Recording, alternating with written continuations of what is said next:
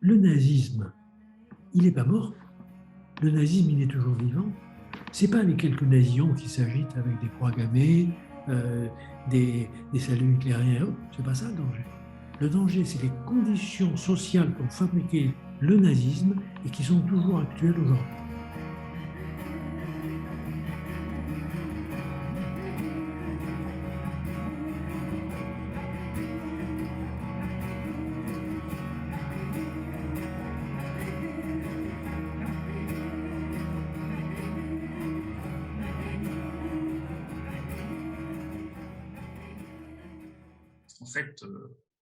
En parlant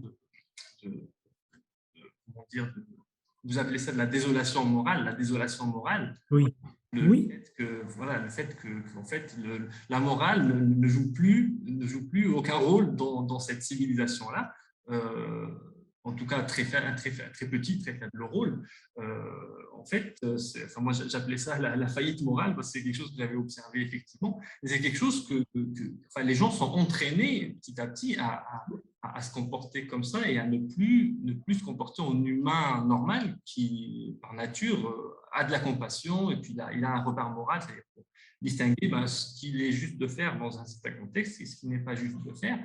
Et effectivement, c'est un tout qui ouvre la porte, notamment au fascisme. C'est-à-dire là, c'est vraiment comment dire, c'est la force qui parle, c'est que la violence qui parle, c'est que la force qui parle, et plus rien d'autre n'a d'importance. Alors, dans votre ouvrage, je vais citer un petit passage que j'ai trouvé très intéressant, et puis vous allez peut-être un peu le commenter, si vous voulez bien. Donc, vous aviez dit, donc les deux, en voulant dire donc Sigmund Freud et Walter Benjamin, ont eu le souci de sauver le passé pour éviter qu'il ne vienne hanter le présent.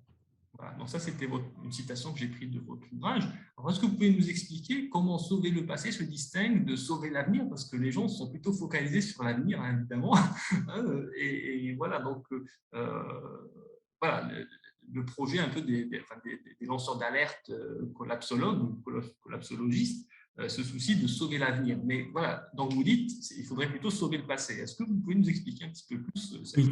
Alors, je vais vous l'expliquer, mais si vous le permettez, je vais vous l'expliquer en citant justement un passage de Benjamin sur ses thèses sur l'histoire.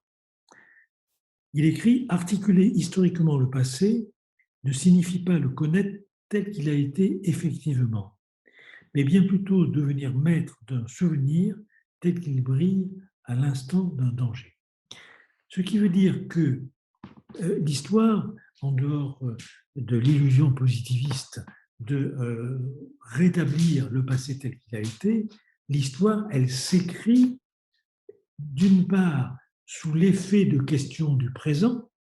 Et par exemple, il est évident qu'aujourd'hui, à notre époque, vous voyez nombre de travaux historiques sur l'esclavage, la colonisation, le féminisme, etc., les femmes. C'est-à-dire que c'est lié à une actualité. Il n'y a pas, Irénée Marot, que je cite beaucoup dans l'ouvrage, parlait du cordon ombilical entre l'histoire et l'historien. La connaissance historique, qu'est-ce qui fait qu'on a besoin d'écrire sur l'histoire? C'est bien parce qu'on se pose des questions et qu'on pense qu'on va trouver une partie des réponses dans l'histoire. Et l'histoire, qu'est-ce que c'est? Vous prenez, je cite aussi beaucoup Paul Veyne, comme vous le savez, ou Jean-Pierre Vernant, l'histoire, c'est la mise en intrigue, c'est la mise en récit de traces du passé. Alors, tout l'honneur est à l'historien d'être capable, par les archives, par le travail archéologique, par le travail de rapatriement des documents, de rassembler des traces, mais à un moment donné, il est obligé d'en faire un récit.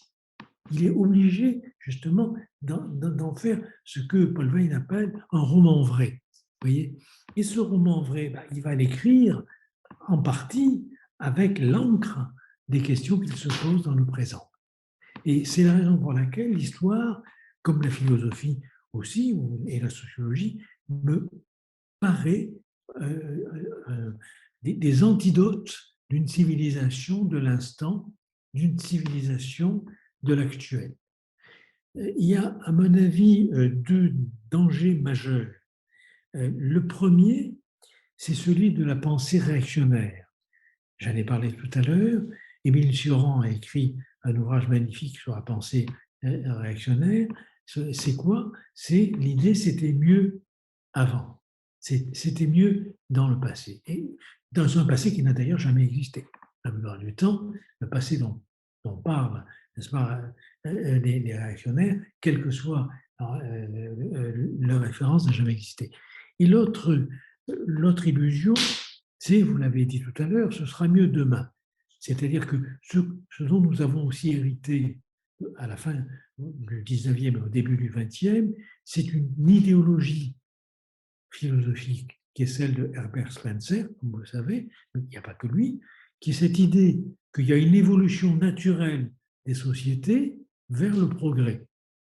Et que cette évolution naturelle des sociétés vers le progrès se fait par le jeu d'une concurrence impitoyable, d'une concurrence qui produit une sélection naturelle. Et ça, bien sûr, nous en sommes des héritiers. Je réponds indirectement à votre question, mais je vais préciser. Nous savons que pour Herbert Spencer, n'est-ce pas, la compétition, elle va depuis la cellule biologique vivante jusqu'aux sociétés et aux races qui combattent et qui doivent nécessairement combattre, et c'est la meilleure qui va survivre, et surtout l'État ne doit pas empêcher l'élimination des débiles, des malades, des plus fragiles. Bon, comme vous le savez, n'est-ce pas, une thèse comme ça a été recyclée par les nazis et a justifié que l'expansion du territoire, de l'espace de vie était justifiée pour développer la race la meilleure, qui était bien sûr la race aryenne. Mais ce qu'on a oublié, c'est que cette idéologie-là, elle n'est pas morte avec les nazis. Cette idéologie-là, elle s'est poursuivie. Le néolibéralisme a recyclé à sa manière, avec l'école de Chicago, Gary Becker, Friedman et compagnie, a recyclé cette idée que c'est la concurrence qui produit le meilleur et qu'il ne faut pas l'empêcher. Et le néolibéralisme, c'est ça. C'est d'aligner l'ensemble des dispositifs sociaux et économiques sur le principe de concurrence. Ce qui, encore une fois, produit une catastrophe en Europe et ailleurs. C'est un autre problème. Vous voyez. Donc, sauver le passé, c'est en quelque sorte ne pas d'abord adhérer à une histoire dont nous avons hérité et qui est celle des vainqueurs. Donc, pour Benjamin, il y a un devoir de réhabiliter les vaincus, parce que nous sommes toujours, dit-il, c'est l'ange de Benjamin, n'est-ce pas, c'est le tableau de Klee, l'ange de Benjamin, qui voit devant lui s'amonceler des fragments de catastrophes, mais il n'a pas le temps de pouvoir les ramasser, les unifier, parce qu'il est poussé dans ses ailes par un vent terrible qui n'est rien d'autre que ce qu'il appelle le progrès. La tempête qui empêche l'ange de rassembler les morceaux épars, fragmentés, les ruines de l'humanité, c'est justement la tempête du progrès.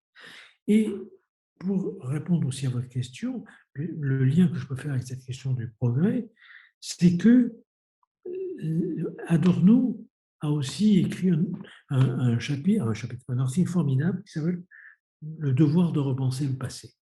Et quand il parle du progrès, il montre bien que le progrès, c'est une illusion dès lors qu'on croit que ce progrès de la technique ou de la science est aussi un progrès de la morale ou de la culture. D'ailleurs, Orwell disait, quand on me parle de progrès, je demande toujours s'il me rend meilleur ou moins meilleur du point de vue humain. Donc, si vous voulez, bien sûr qu'il y a des progrès, c'est formidable. Moi, je ne suis pas technophobe, la technique, c'est formidable. La preuve, regardez, ça nous permet de communiquer, d'enregistrer, etc. Bon. Je ne suis pas contre la science, je suis un enfant des Lumières, je suis très attaché à la rationalité, mais je suis contre les idéologies de la science, de la technique, de l'économie, qui finalement aboutissent à une espèce de déshumanisation. C'est ça le problème. Il faut autre chose. Il faut des contre-pouvoir, il faut contrebalancer en quelque sorte les pouvoirs de l'industrie, les pouvoirs de l'économie, les pouvoirs de la technique, les pouvoirs de la science par d'autres idées régulatrices. D'ailleurs, quelque chose que vous avez déjà chez Kant, l'idée régulatrice. L'idée régulatrice, c'est ce qui fait que, par exemple, après la Deuxième Guerre mondiale, on a beaucoup parlé d'éthique. Pourquoi on parlait d'éthique? Pourquoi il y a eu des déclarations de Nuremberg, déclarations de Manille, etc. Pourquoi il y a eu les lois de bioéthique? Parce qu'on s'est aperçu que quand on demandait aux nazis pourquoi ils avaient fait des saloperies dans les camps, ils disaient c'était de l'expérimentation médicale. Et ils disent d'ailleurs, vous Américains, vous Européens, vous continuez à en faire avec les prisonniers. Vous faites de l'expérimentation. Il y a un moment où il faut passer du paradigme animal au paradigme humain. C'est ce que nous avons fait. Et là, les juges à Nuremberg, ils sont un peu troublés. Ils se demandent, d'une certaine manière, comment contrer cet argument. Et vous le savez, ils ont contré cet argument en disant oui, par la notion de consentement. C'est-à-dire que, n'est-ce pas, à Auschwitz, il n'y a pas de pourquoi. À Auschwitz, on ne vous demande pas votre avis et votre accord. Maintenant, en médecine, on demandera le consentement des patients pour la recherche et pour le traitement. Vous voyez? Donc, ça veut bien dire qu'on ne peut pas se fier simplement à un système industriel, un système technique, un système scientifique pour réguler les actes. Il faut autre chose, et cette autre chose, il est lié à la parole et aux échanges que les humains peuvent avoir entre eux. Dernier point par rapport à cette nécessité de repenser le passé, je ne vous parle pas de la psychanalyse, on va y venir, n'est-ce pas? Vous l'avez chez Adorno, lorsqu'il dit le nazisme, il n'est pas mort, le nazisme, il est toujours vivant. Ce n'est pas les quelques nazillons qui s'agitent avec des croix gammées, des saluts nucléaires et autres, ce n'est pas ça le danger. Le danger, c'est les conditions sociales qui ont fabriqué le nazisme et qui sont toujours actuelles aujourd'hui. Donc nous sommes hantés par le nazisme, et vous voyez bien comment ça peut revenir à certains moments de l'histoire, n'est-ce pas? C'est, en gros, comme le disait aussi Simone Veil, n'est-ce pas, ce n'est pas le nazisme et le fascisme qui écrasent les idées, mais c'est bien parce qu'à un moment donné, il n'y a plus d'idées, qu'elles sont écrasées, que émerge le nazisme, qui n'est finalement que la vérité de l'industrialisation forcenée de l'Occident.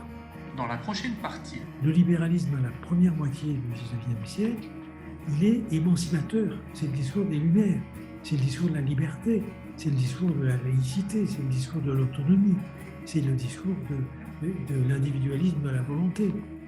Et dans la deuxième moitié du XIXe, cette illusion ne tient pas la route, parce qu'on s'aperçoit que ça concerne peut-être la grande bourgeoisie, peut-être les classes supérieures, mais certainement pas les gens qui vont se louer sur le marché du travail, qui vont à l'usine, qui sont entassés dans des quartiers insalubres.